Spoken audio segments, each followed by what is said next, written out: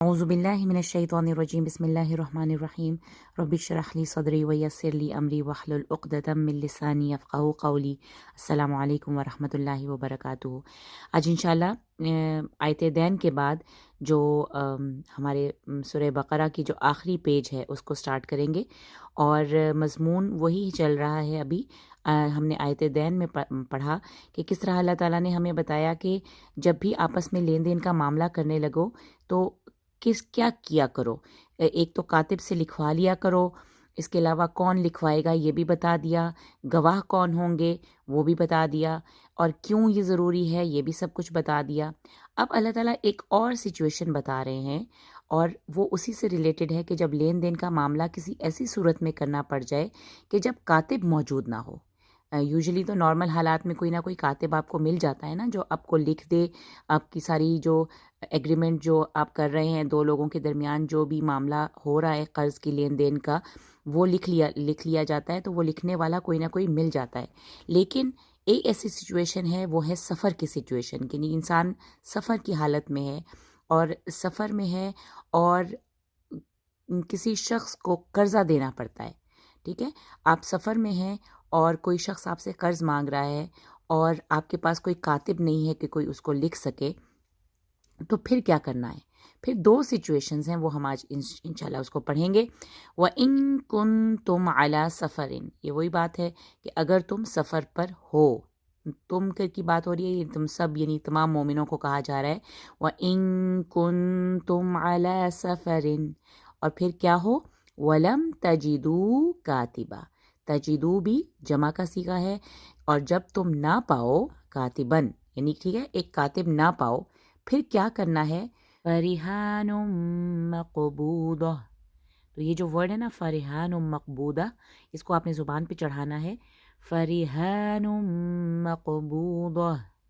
ریحان آپ نے ایک ورڈ ہم اردو میں کرتے ہیں رہن رکھوانا، گروی رکھوانا، کوئی چیز گروی رکھوا لی جاتی ہے نا، تو قبضے میں کچھ رہن رکھ لو، یہ ہے مطلب اس کا، کہ اگر تم سفر میں ہو اور تمہیں کاتب نہیں ملتا تو تم کوئی بھی چیز اپنے قبضے میں رہن کے طور پہ رکھ لو۔ کیا مطلب ہے؟ یہ کن کو کہا جا رہا ہے؟ جو قرض دے رہا ہے، ٹھیک ہے، قرض دینے والا جس کو قرض دے رہا ہے، اس سے کوئی قیمتی چیز یا کوئی اسی مالیت کی چیز اس کو کہے گا کہ تمہیں رقم کی ضرورت ہے، میں تمہیں دیتا ہوں، لیکن تمہیں ایک چیز میرے پاس رہن رکھوانی پڑے گی، اور وہ ان آپس میں معاملات طے کر کے کوئی نہ کوئی چیز قبضے میں لے لے گا، اس کا ایک رہن، اور پھر وہ جب وہ شخص واپس اسے وہ رقم لوٹائے گا تو وہ رہن اس کو جو اس نے رہن میں رکھا تھا، قبضے میں اپنے رکھا تھا، وہ واپس کر دے گا اس کو۔ تو اس کی پوری ڈیٹیل فقہ میں بہت ساری ڈیٹیل ہے، لیکن ابھی ہم یہ صرف یہ بات کریں گے۔ اللہ تعالیٰ فرما رہے ہیں وَإِن كُنتُمْ عَلَىٰ سَفَرٍ وَلَمْ تَجِدُوا كَاتِبًا فَرِهَانٌ مَّقْبُوضَةٌ، ٹھیک ہے۔ اب ایک اور ہے کہ اگر آپ نے رہن نہیں رکھوانا، ٹھیک ہے، آپ نہیں کہتے، آپ سمجھتے ہیں کہ جس کو میں قرض دینے والا ہوں وہ کافی امانت دار ہے، وہ آپ جانتے ہیں کہ وہ امین ہے تو اور وہ جو رقم لے رہا ہے وہ واپس کر لے گا، تو اس صورت میں کیا ہوگا؟ یہ وہ سچویشن تھی جب آپ نے رہن رکھ لیا قبضے میں۔ لیکن اگر فَإِن، دیکھیں وَإِن سے آیت سٹارٹ ہوئی تھی، اگلی ہی جو بات ہے وہ ہے فَإِن، پھر اگر آمینہ، یہ بہت امپورٹنٹ ورڈ ہے، اس کو آمینہ نہیں کہنا، آمینہ کا مطلب بالکل ڈیفرنٹ ہو جاتا ہے، یہ ہے امینہ۔ امینہ کا مطلب ہے کسی کو امانت دار بنانا۔ فَإِنْ أَمِنَ بَعْضُكُمْ بَعْضًا، اگر تم میں سے کوئی کسی کو امین بناتا ہے، امین یعنی کہ امانت دار، آپ سمجھتے ہیں کہ یہ شخص میرے رقم کو واپس کر دے گا، مجھے اس سے کوئی رہن رکھنے کی ضرورت نہیں ہے، اس صورت میں اگر تم میں سے کوئی کسی کو امین بناتا ہے، امانت دار بناتا ہے، پھر اس امانت دار کو کیا کرنا ہے؟ وہ جو امانت دار ہے نا، جس پر بھروسہ کیا گیا ہے، اس کا نام ہے الذی تؤمنہ، اس کو اس طرح سے پکارا گیا ہے الذی تؤمنہ۔ یہ بہت امپورٹنٹ ایک ورڈ ہے، اس کو آپ ہمیشہ نوٹ کر لیں۔ یہ ابھی یوزلی جب ہم جوڑ کے پڑھ رہے ہوتے ہیں تب تو ہم اس کو الذی تؤمنہ، ذال کو نہ یا پڑھا جائے گا نہ حمزۃ الوصل پڑھا جائے گا، ذال کو ڈائریکٹلی ہم حمزہ سے جوڑ دیں گے،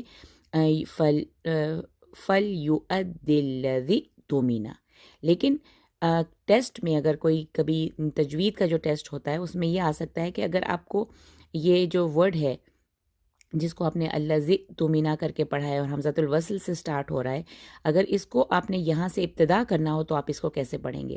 تو اس کا طریقہ یہ ہوتا ہے جب بھی حمزۃ الوصل کے بعد حمزہ آ جائے تو اس حمزہ کو جس حرکت سے حمزۃ الوصل کو حرکت دیا جا رہا ہے اس کے موافق ایک مدیہ لیٹر ہے اس سے چینج کر دیا جاتا ہے.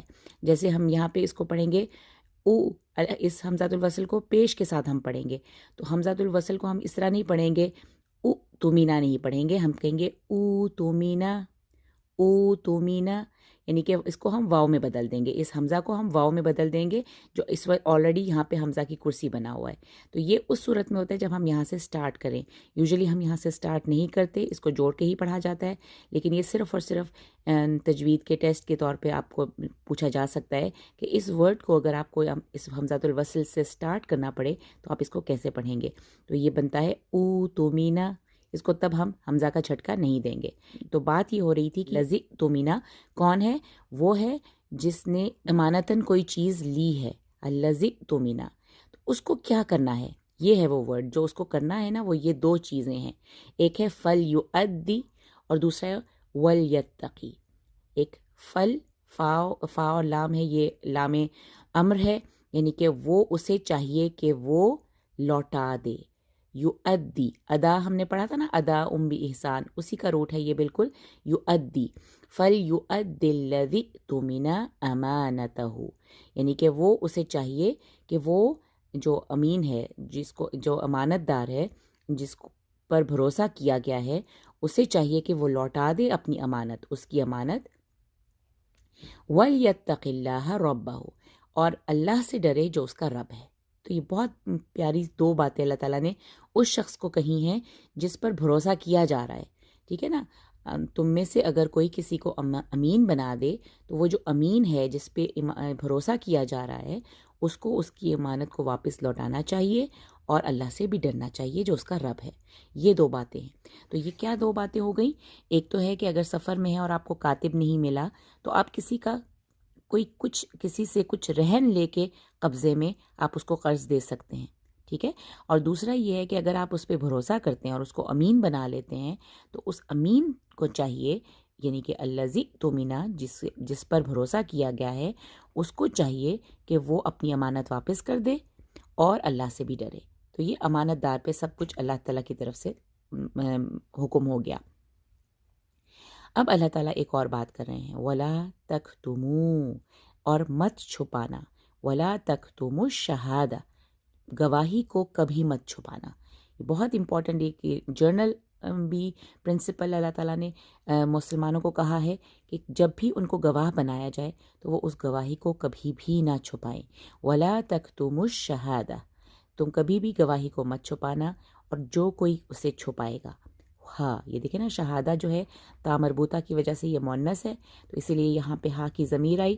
وَمَن يَكْتُمْهَا، تم میں سے جو کوئی بھی اسے چھپائے گا، فَإِنَّهُ، تو بے شک وہ، آثم قلبہ، تو وہ بہت گنہگار دل والا ہے، یعنی کہ اس کا دل بہت گنہگار ہے، یہ مطلب ہے آثم قلبہ.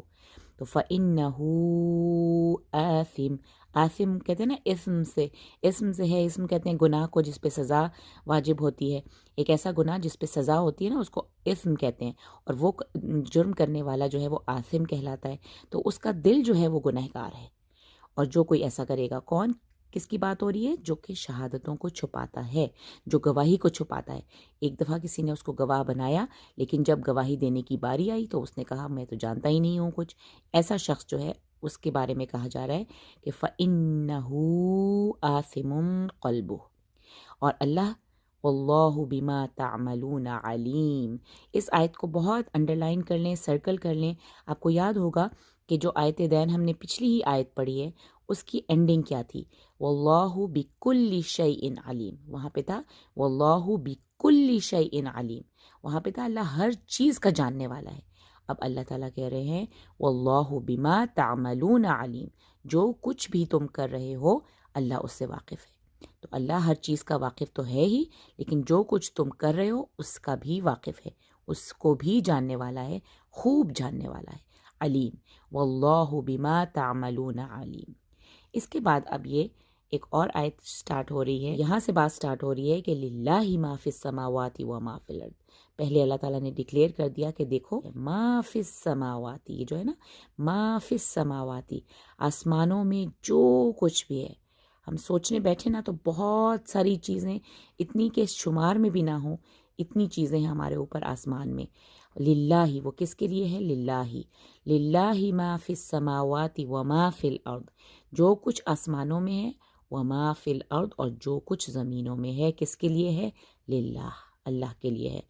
وَإِن، اور اگر، وَإِن دیکھیں، وَإِن سے سٹارٹ ہوئی تھی پہلی آیت بھی، اب یہاں پہ بھی یہ بات کرنے کے بعد للہ ما فی السماوات وما فی الارض، وَإِن سے پھر بات سٹارٹ ہو رہی ہے، وَإِن تُبْدُوا، اور اگر تم واضح کر دو، دو بدو کہتے ہیں نا، دو بدو کرنا، ایک دم سامنے آمنے سامنے کر دینا، اگر تم سامنے ظاہر کر دو، ما فی انفسکم، جو کچھ بھی تمہارے نفسوں میں ہے، اگر تم اس کو ظاہر کر دو، او یا تخفوہ، یا تم اسے چھپا جاؤ، ٹھیک ہے، یحاسبکم بہ اللہ، تمہارا حساب وہ کرے گا، کون؟ اللہ، بھی، اس کے ساتھ، بھی پہلے آ گیا اور فائل بعد میں آ رہا ہے، یحاسبکم بہ اللہ، تو اس کے ذریعے سے اللہ تمہارا ضرور محاسبہ کرے گا، ٹھیک ہے۔ تو یہ جب کبھی کبھی بھی بعد میں بھی آ سکتا ہے، پہلے بھی آ سکتا ہے، اس کو پہلے لانے سے ایک زور پیدا ہو جاتا ہے عربی زبان کی کسی بھی جملے میں، جب ہم جو چیز ہم نے بعد میں لانی تھی اس کو ہم پہلے لے آئیں تو ہم اس طرح سے کچھ نہ کچھ ایک زور پیدا ہو جاتا ہے، تاکید پیدا ہو جاتی ہے۔ تو یحاسبکم بہ اللہ، تو اللہ ضرور تمہیں اس کے ذریعے سے آزما لے گا، حساب لے گا اس کا تمہارا۔ فَيَغْفِرُ لِمَن يَشَاءُ، تو وہ معاف کر دیتا ہے، لِمَن يَشَاءُ، مغفرت دے دیتا ہے، معاف کر دیتا ہے، چھپا لیتا ہے، لِمَن يَشَاءُ، جس کو وہ چاہتا ہے، وَيُعَذِّبُ مَن يَشَاءُ، اور یہاں پہ لی نہیں آیا، یہاں پہ من کے ساتھ لی آ رہا تھا، فَيَغْفِرُ لِمَن يَشَاءُ وَيُعَذِّبُ مَن يَشَاءُ، یہاں پہ لِمَن يَشَاء نہیں کہنا، یہاں پہ صرف من ہے، وَيُعَذِّبُ مَن يَشَاءُ، اور اس کو عذاب دیتا ہے جسے وہ چاہتا ہے، مغفرت بمقابلہ عذاب، تو مغفرت دے دیتا ہے، مغفرت دیتا ہے جسے وہ چاہتا ہے، اور عذاب دیتا ہے جسے وہ چاہتا ہے۔ تو بس صرف لام کا خیال رکھنا ہے کہ جب یغفرو ہے اس کے ساتھ لام آ رہا ہے، یعذبو کے ساتھ لام نہیں آ رہا۔ وَيَغْفِرُ لِمَن يَشَاءُ وَيُعَذِّبُ مَن يَشَاءُ وَاللَّهُ عَلَى كُلِّ شَيْءٍ قَدِيرٌ، اور اللہ ہر چیز پر، عَلَى كُلِّ شَيْءٍ، ہر چیز پر، قدیر، بہت زیادہ قدرت رکھنے والا ہے۔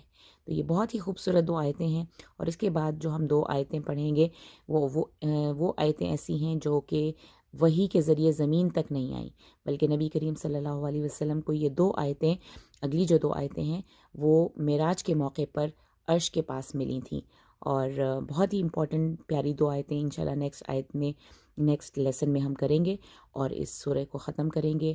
بہت بہت بہت زیادہ مبارک ہو آپ سب کو، الحمدللہ ہم نے سورہ بقرہ کو کمپلیٹ کرنے والے ہیں بالکل، اور انشاءاللہ اللہ ہمیں اس سورت کو ہمیشہ یاد رکھنے اور بہترین طریقے سے حفظ میں حفاظت کرنے کی توفیق عطا فرمائے، آمین۔ السلام علیکم ورحمۃ اللہ وبرکاتہ۔